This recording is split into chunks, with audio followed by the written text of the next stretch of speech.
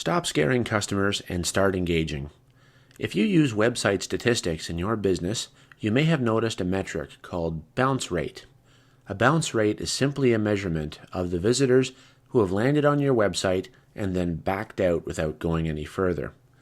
As you would expect, people leave your website for a variety of reasons. This is often because a visitor lands on your site and then realizes that it does not contain what they were looking for. Others may land on your website and get a bad feeling from your website and then leave.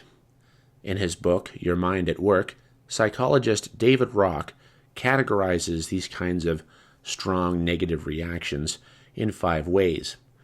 They can be remembered using the acronym SCARF. It stands for status, certainty, autonomy, relatedness, and fairness.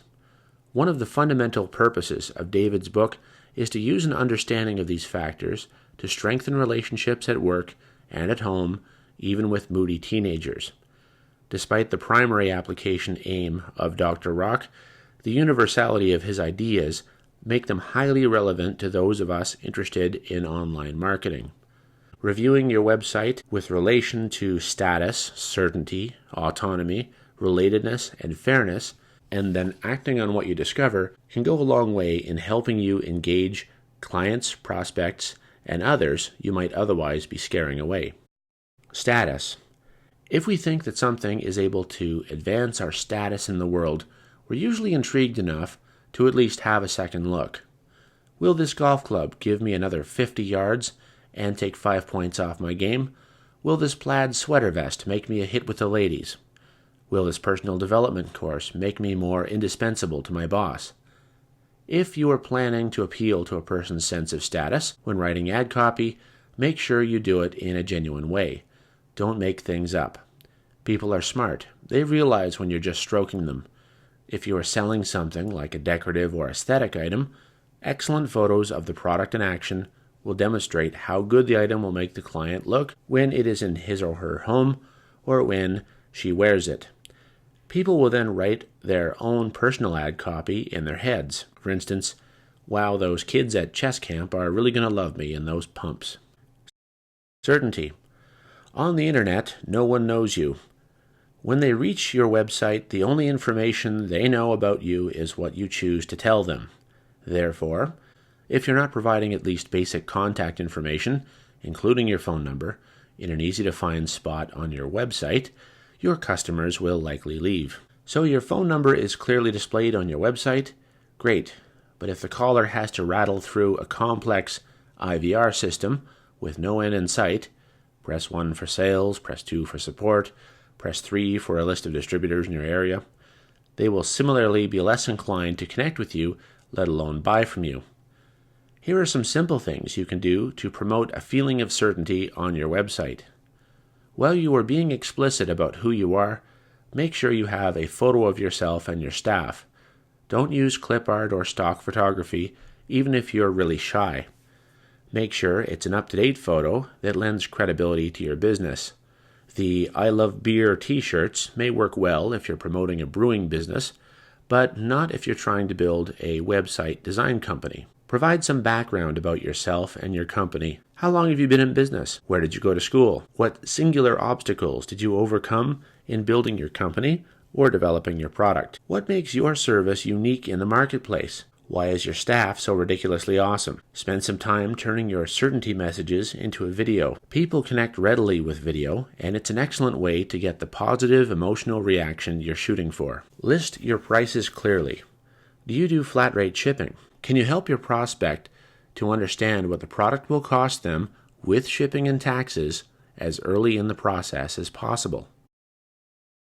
Autonomy. The fear of the long-term commitment or being forced into purchasing features we don't want sets off alarm bells in all of us. You know the feeling your cable company gives you when you realize that you have to get the gold package just to watch the Animal Planet. This is acutely felt if it is also part of a new relationship. If someone is instantly controlling or forceful, we are more apt to back away. Robbing a prospect of the feeling of autonomy can be the death knell to an otherwise effective marketing campaign. This effect becomes even more acutely felt as the product gets more expensive.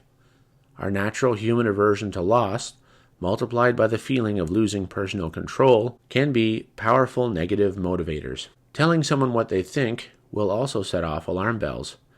Instead, ask thinking questions to encourage people to arrive at the right conclusion. This leaves room for the audience in the message. They'll end up writing the sales copy in their heads. Here are some ideas for promoting the feeling of autonomy in your prospect. Publish your warranty or satisfaction guarantee. Make it as clear as possible. If you can't understand it, then it's really no good. It shouldn't sound like your lawyer wrote it.